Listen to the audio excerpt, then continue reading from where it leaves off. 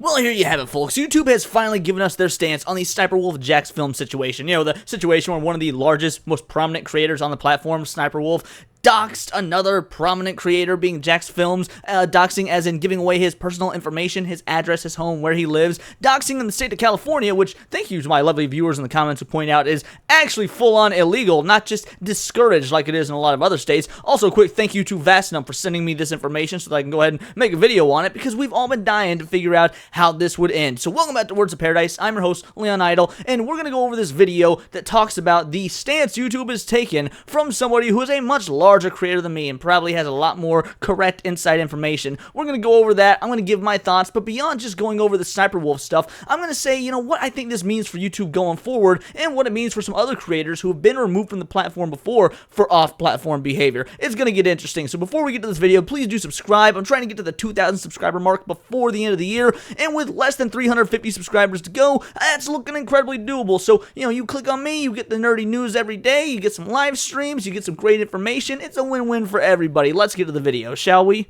Now, before we start, this video is by an individual named Sully. You can go ahead and check him out. I'm actually not familiar with him. This is the first and only video I've ever seen by him. But again, this was sent to me by Vastnum, the Texas Wonder. Thanks again for that, bud. And we're going to go ahead and check out what he has to say, because I think it's quite enlightening. I'm a little bit into the video because some of the stuff he says at the beginning doesn't really matter. But I'm going to pause it where he does, and we're going to have some thoughts, some talks. We're going to sit down. We're going to have a little chat behind the scenes telling him to stay quiet. And because YouTube was refusing to respond to any of us on Twitter despite thousands of users demanding they take action, I decided to go directly through creator support. I asked the... Now, before we get into him going through creator support, this was a massive thing on X. Everyone was tagging YouTube's X accounts, bringing this up, trying to get information, because this happened on a Friday. There was a lot of individuals who thought, oh, maybe because, you know, it's not business day, YouTube can't get to it until Monday.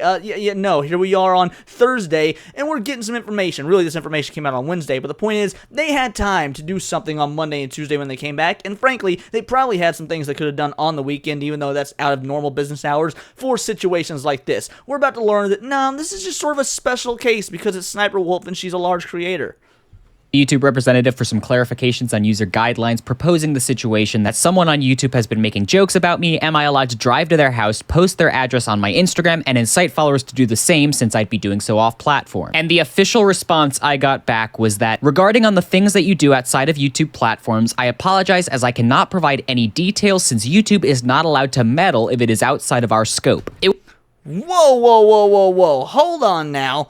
You're not allowed to meddle if it's outside of your scope? Then what happened to Russell Brand? You know, YouTube's official stance was that what happened to Russell Brand was off-platform. They were getting rid of him because of things that were off-platform. That's actually happened to a multitude of YouTubers. They had been canceled or demonetized or had their channels removed or whatnot for things that were off-platform. Wasn't that also the excuse that was used for Alex Jones? That he was, you know, it was stuff he had done off-platform. He hadn't actually broken any of YouTube's terms of service rules. Now, I could be wrong about Alex Jones, could be misremembering, but the Russell Brand situation is explicitly stated that it was because of what was going on off of platform. Same for, oh my god, Robert F. Kennedy Jr. with the way he was speaking about Pfizer and whatnot. All of his statements were made off-platform, and they deplatformed several videos featuring him, like one with Theo Vaughn, where he was being interviewed. So it has to do, now they're changing the rules, they're changing how things go down, because they're stating that it's out of their scope since it was, you know, off-platform. Because the situation that Sully here laid out was a hypothetical that if he was to go on his Instagram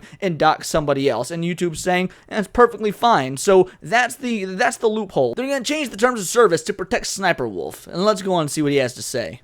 It will be up to your discretion on what you will do to them outside YouTube platform. It is up to me what I will do to other YouTubers because it's not on their platform. And I was shocked, so I very clearly asked, so it wouldn't necessarily be against your terms of service to do so. And they quickly responded, yes, since it will be outside YouTube scope. This is it. Now, this is incredibly interesting because individuals like Sully, he's probably got quite a large YouTube platform. You know, he's got 74,000 subscribers. He probably has someone at YouTube that he can, you know, message incredibly quickly. That's why he's got these messages. He was speaking to his direct contact at YouTube, you know, a partner manager or something like that. Now, me, while I'm a monetized channel, I'm a very small monetized channel. I don't have anything like this, but I don't see any reason, you know, to not take him at his word. I'm pretty sure that if this was all, you know, phony baloney, he'd have been called out for it by now, but he hasn't. So I'm going to operate under the assumption that this was a real YouTube representative, his direct representative, that has told him this, saying that Nah, your discretion. If you want to get on Facebook or X or Instagram or any of these other social media sites and be a complete terror and clown towards other YouTubers or other individuals on there, then by all means go for it. Now, I'm wondering what would happen if you were to, do that. If you were to hop on your Instagram and start making a bunch, if you were a YouTuber his size. I mean, I can do this right now because I'm a small YouTuber. They're not going to notice. If I get on my Instagram and I start clowning on Dr. Fauci, they're probably not going to say something. But what if Markiplier did? Or what if this guy Sully here did? Somebody who's a mid-tier. He's not a big name like Markiplier, but he's not small like me. 74K subs. That's nothing to write home about. What if he went on his Instagram and started, tagging Dr. Fauci and saying all this vaccine misinformation? Do you think that YouTube would say something? Because he's not bringing in the money that Sniperwolf is bringing in. I'm wondering how much this, not against terms of service stuff is actually going to stick, since as it currently stands, it is still against terms of service. The YouTube terms of service have not changed as of the recording of this video. Is a very clear change of YouTube policy made only to protect Sniperwolf. As of recording this video, their public terms of service still states that as of recording his video, he said the same thing. Well, my video is being made about a whole day after his, and by the way, the situation is still the same. There is still, as of the recording of this video, no change to the terms of service. I checked. As a YouTube creator, you should remain responsible both on and off platform. If we see that a creator on and or off platform behavior harms our users, community, employees, or ecosystem, we may take action to protect the community. And that is still what the YouTube terms of service says as it currently stands, unless it changed in between me editing and uploading this video tomorrow morning, because I'm recording it in the middle of the night. Unless something's changed since then, that is still what it says. So remind me again why Russell Brand is demonetized. Remind me again why a bunch of other creators are demonetized. Oh, you could say, well, we've had a change of rules. Well, those change of rules aren't written down yet. So why is Sniperwolf not getting the same treatment as all these other individuals who have been, demonetized or who've been full-on deplatformed under these terms of service changes? If you're going to change the terms of service, either change it and reflect it so that everyone can see, or treat everyone the same. But you're not going to do that. You're not going to give Sniperwolf that, it could be a slap on the wrist. You could probably give her a 7-day slap on the wrist ban, but you're not going to do that because she brings in too much money. Now, frankly, I'm alright if she doesn't get punished. I'm gonna be real. I'm okay if she doesn't get punished. If also nobody else got punished. But here you got someone like Sniperwolf who steals other individuals' content, who does garbage reaction content that adds absolutely nothing to the ecosystem, adds nothing to the world. It does no good to anyone outside or on YouTube. It's a mindless reaction content that you can put anyone in front of, and they're whatever, they're just gonna eat it like they eat a bad, I was gonna say a bad 80s B movie, but that's an insult to bad 80s B movies. It's just mindless content. Whereas you got someone like Russell Brand, who, love him or hate him, is actually out there putting something that is creative and different, and stuff that the news isn't telling you, into the ecosystem. But of course, he's gotta go because of these allegations on platform, and that's the difference. Sniperwolf is not doing anything that's going to harm the actual minds of the people. Okay, well, she is harming the minds of the people, but, not harming the minds of the people the way that Russell Brand is. YouTube wants to control your speech, they want to control your thoughts, they want to control the narrative. So someone like Russell Brand is a threat. So they're going to bend and change the rules for him. Actually, they're going to strictly enforce the rules for him while they bend and change the rules for Sniperwolf, because she's not in danger of waking you up. She's not in danger of making sure that you don't get out there and actually start thinking for yourself. She's just going to continue feeding into the mindless machine that allows YouTube to keep poisoning the information and poisoning the minds of, anybody watching, young or old, fat, skinny, small, black, white, it doesn't matter. Everyone is victim to mindless content on YouTube, whereas people can be, again, enlightened when you've got content creators out there like Russell Brand or like Joe Rogan, who thankfully is more or less uncensored on Spotify. We'll see how that Canadian law changes things with some of the new, European Union laws. But the point is, people are moving off YouTube for free speech. And then you got Sniperwolf out here committing actual crimes, and YouTube's like, didn't happen on YouTube, it's fine, despite the fact that it's against the terms of service. They're protecting this woman.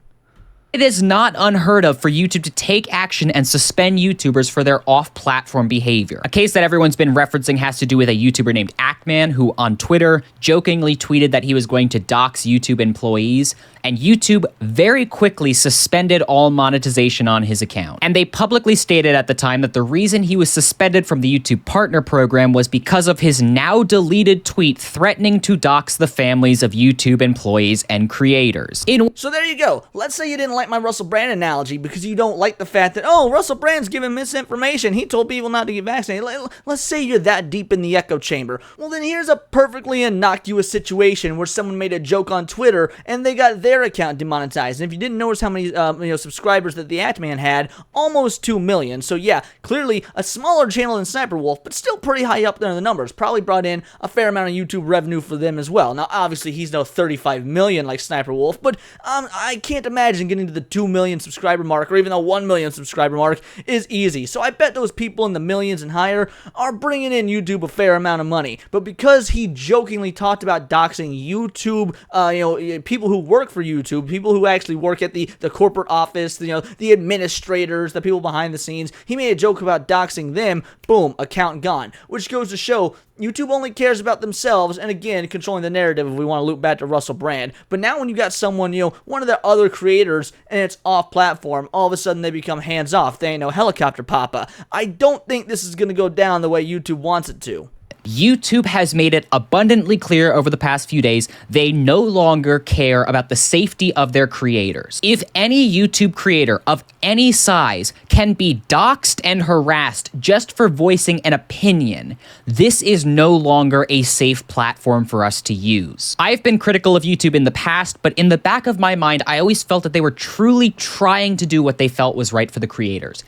Well, that was completely his fault for thinking that. I don't know any YouTube creator who's actually got some knowledge of how big corporations work or how free speech works that have had any trust in YouTube as a platform. Now, don't get me wrong. I'm glad that a platform exists for us to get to come out here and have some sort of, what might be considered free speech. But no, at the end of the day, they're just another conglomeration who wants to make money and more than anything wants to control the narrative. So they will absolutely put the kibosh on anybody that starts getting a little too out there, even if the free speech is still of the constitutionally protected variety. Point is, no offense, Sully, but you're kind of a naive moron for thinking that. Other than that, I'm liking the video so far. Just gotta throw that out there. That is out the window now. They are obviously disregarding the safety of creators in order to meet their bottom line. Every YouTube creator, big or small, should be absolutely horrified because YouTube has made it clear, without hyperbole, that they do not care about your safety unless you bring them money. If you have a large enough fan base, you are allowed to threaten, harass, and dox any individual you don't agree with without repercussions, and that is despicable. So YouTube, if this policy change that I was relayed today by one of your representatives is incorrect, please come out publicly and tell me they are wrong and that the policy is still in place and you are just refusing to take action. I've been saying on Twitter the past few days that silence is complicity, and in this case, YouTube's silence is deafening. I absolutely love making YouTube videos for a living, but it terrifies me to no end that creators like that are able to share the same platform as me and put my own safety at risk. I am prepared to continue fighting this fight for however long it takes. Now, if you ask me, that dude's a bit of a beta. I think that he took this thing, I'm so afraid, I'm so scared. I think he took that a bit too far. I mean, let's be real. Yes, don't get me wrong, there is some legitimate harm and things that can come from doxing and, swatting, all very awful things like that. That being said, I think he played it up a bit to manipulate your emotions, which, don't get me wrong, that's a fair tactic. Manipulating people's emotions is how you get them to like, comment, subscribe, send super chats, send super thanks, things like that. But at the end of the day, he did say something pretty interesting. He talked about how Sniperwolf was safe because she brought in money and that the rules should be basically the same for everybody. Well, I do agree with that. The rules should be the same for everybody, but the rules should actually be a bit more lax. It should be, oh well, she didn't do it on YouTube, therefore we're not going to do anything. I actually like that that's the angle YouTube is taking, if they would take that with everybody. It's not our platform, we're not going to police you off platform. Just like, in my opinion, your job should not be able to fire you for tweets or Facebook posts or whatever you make. I don't think YouTube should be able to police what you do off of platform. I'm A-okay with this hands-off approach from YouTube. In fact, I think a hands-off approach for things that happen off platform is it gives us more freedom. It is more conducive to a free and open society. What you do on YouTube, by all means, they're a private company, so they should have the rights to do whatever they want with the stuff on their platform. Now, obviously, within reason. I think that YouTube has a tendency to be a bit unreasonable. However, if they were to take this more hands-off approach and be like, you know what, you did this off platform, we'll let, the other platform you did it on, or the confines of the law, or whatever, take it up, but on YouTube, you are what you are, it's fine here as long as you don't break our rules. I'm A-okay with that, and I think that if everyone got that same treatment, then you know what? Russell Brand would still be here. People like us would be less afraid of what we put on Twitter, for example, or what we put on X, my bad. So I guess we'll just wait and see if there's an official policy change from YouTube. I mean, I highly doubt there's going to be, but if there is an official policy change in the TOS, and it's because of this Sniperwolf situation, then you know what? I'm A-okay with it. I mean, the doxing happened on Instagram. Hopefully, Jacksfilms is taking it up with Instagram because, hey, doxing is still wrong. Sniperwolf is still in the wrong, but she should be in the wrong on Instagram, not on YouTube. I like that angle. I think that if YouTube is going to go ahead and enforce that for everyone worldwide, and there's a terms of service change talking about how, hey, not on our platform, not our business, enforce that actually equally amongst everyone, then more power to you. But let's see if that actually happens. But until next time, those are my thoughts. Let me know yours in the comments down below, or let me know on X, where you can find me at BoltTheWord. And please do subscribe. I am a nerdy news channel. I cover nerdy news every day. Not always about YouTube drama, because that's not usually my thing, but also about, anime, video games, Magic the Gathering, you name it. It's all here in the nerdosphere, and this has been Words of Paradise.